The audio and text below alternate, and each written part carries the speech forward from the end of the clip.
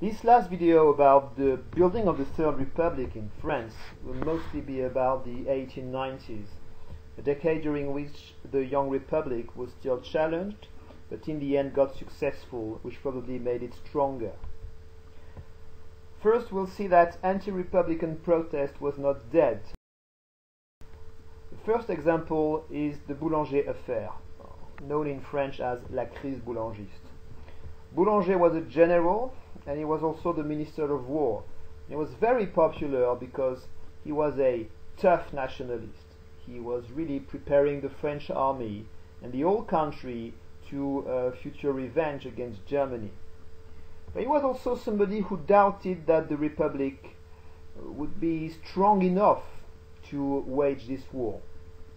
And so many people, and notably many newspapers that had doubts about the strength of the parliamentary regime, chose him as a kind of hero, a hero of the struggle against the French Parliament.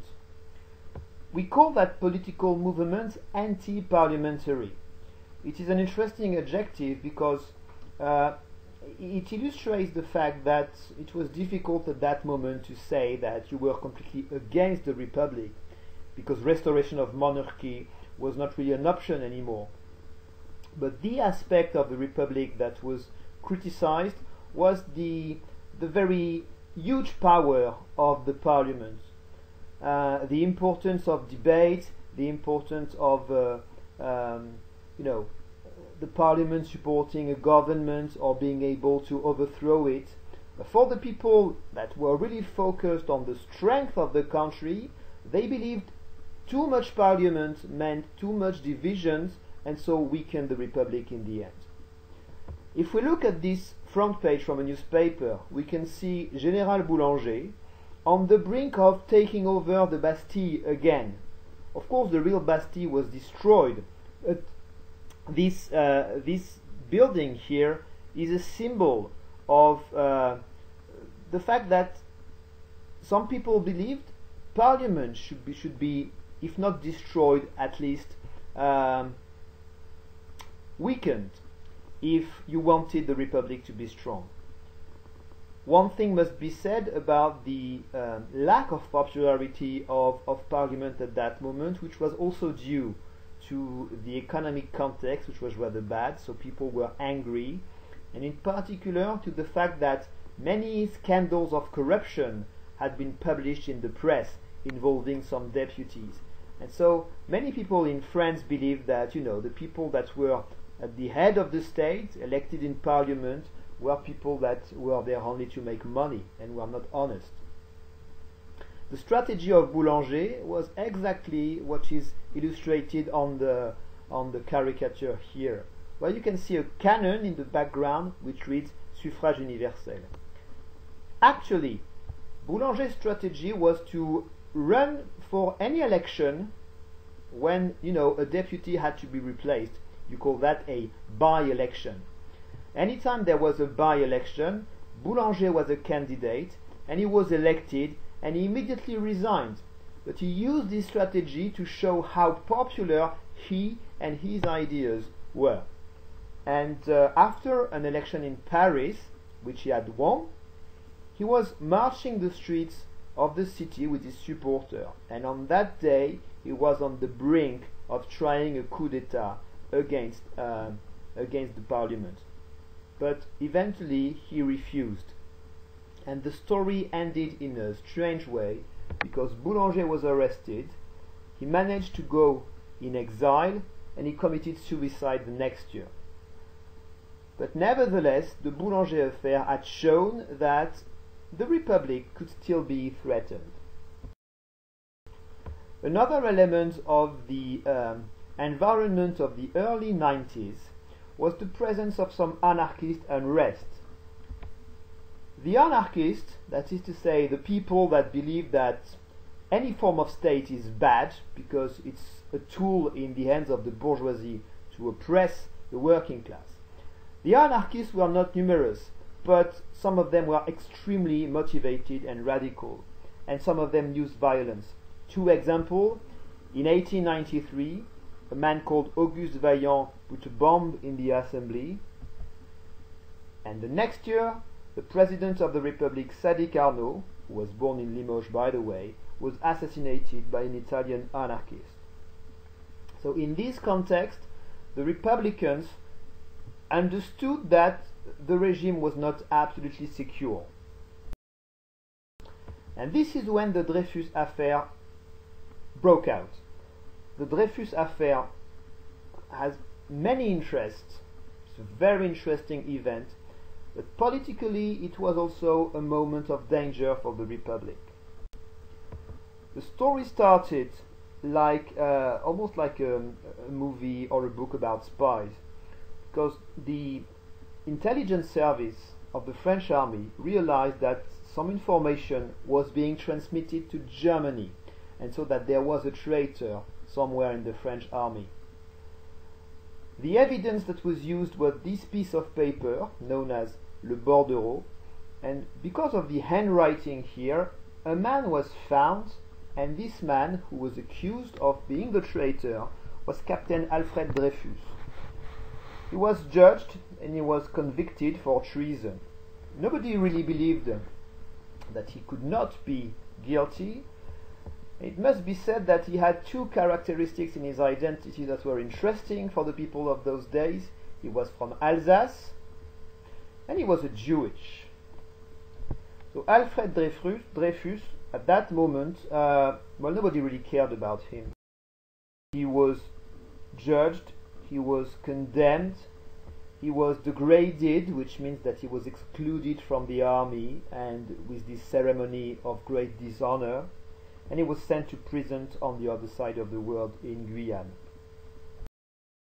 For 4 years nobody really cared about that, until Émile Zola wrote his famous article named J'accuse.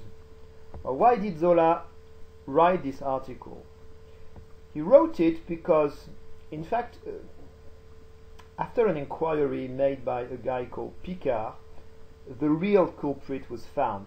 It was another officer of the army named Esterhazy.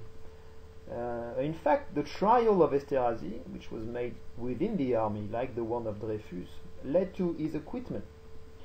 So, for Émile Zola, this was a scandal, and he had been called by the Dreyfus family, and he decided to commit himself in this case. His strategy was to say, okay, nobody cares about the Dreyfus affair, but if the Dreyfus affair becomes the Zola affair, everybody would be interested. So he wrote this letter, what we call an open letter, to the president, but published in the newspaper, and so he was sure that there would be a trial against him for what we call diffamation, which means that he was saying bad things about the state and the army. He had a few supporters, but not so much. Some young politicians, mostly from the left, supported him, like Clemenceau, or the socialist Jean Jaurès, and the very young socialist Léon Blum. What did these people believe in? They believed that the rights of man, the principles of 1789, should be at the basis of the Republic. They should be more important than any state policy. They also believed that there was something wrong in France about the strong influence of the army or the Catholic Church, which were institutions that were not really in favor of the Republic. And they believed that the French nation should include everybody, including the Jews, including people that could be born outside of France. In other words, their definition of a nation was that it was a political community of citizens that wanted to live together, and not something based on ethnic or religious criteria. These people that believed in this were called the Dreyfusards. On the other side, you had an even more famous novelist at that moment called Barrès, who represented the other opinion.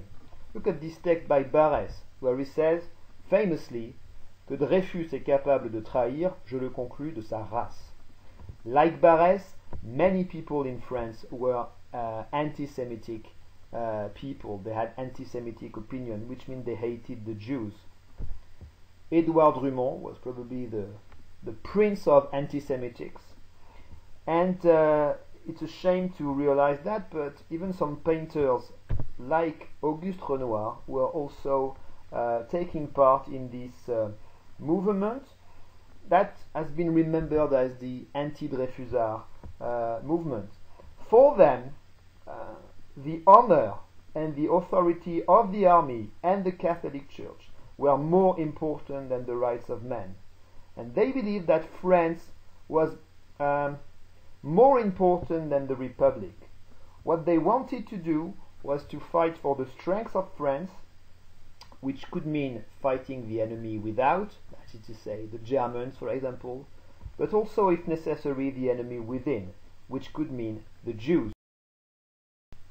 And so, the French public opinion at the very end of the 19th century was strongly divided between Dreyfusard and anti-Dreyfusard.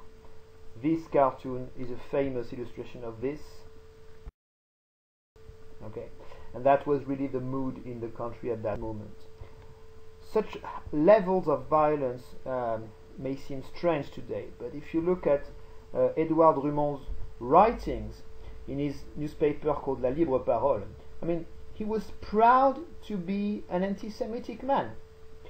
He wrote texts that today we would find absolutely horrible. You will take the time to read these texts by making a pause in the video. Okay. The anti-Dreyfusard press was really having a strong propaganda against Dreyfus, also against Zola, which is really represented in a very insulting way, making France dirty with his strange ideas for them. And there was a real danger for the Republic, because the anti-Dreyfusards seemed to represent the majority of the population. In March 1899, an anti-Dreyfusard march was on the brink of triggering a coup d'etat. It did not happen, but it made the Republicans scared. And their political response was to create a government for Republican defense, which was led by a man called Waldeck-Rousseau and represented a large alliance of people that believed that the Republic had to be protected and had to believe strongly in the ideas of the Enlightenment philosophy. About Dreyfus himself, he had another trial at the end of the 19th century and was still recognized as guilty. But the President of the Republic declared that, he used la grâce présidentielle. He did not have to go to prison.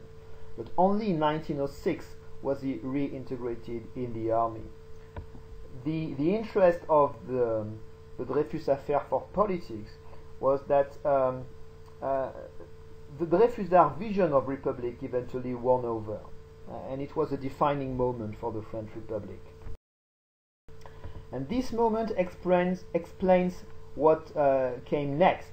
That is to say, at the very beginning of the 20th century, a period where the policy of the government was strongly against the Catholic Church. The Catholic Church had been totally against the Dreyfus case and totally on the side of the anti-Dreyfusard, because the Catholic Church had never really accepted the Republic so far. The new leader of the government, Émile Combes, in 1902, was strongly against the Catholic Church. He called that people anti-clerical. So in his anti-clerical policy was extremely tough. He banned many congregations of monks from the country. He broke diplomatic relations between the Pope and the state, and you can see it coming. The result of that was this very important French law of 1905 on the separation of the churches and the state. In fact, this law brought kind of peace back in the country by making things clear that France was a country where exercise of religion was free, but that the state would not recognize, pay, or subsidize any religious sect. Clearly, that period was very defining for the Republic in France.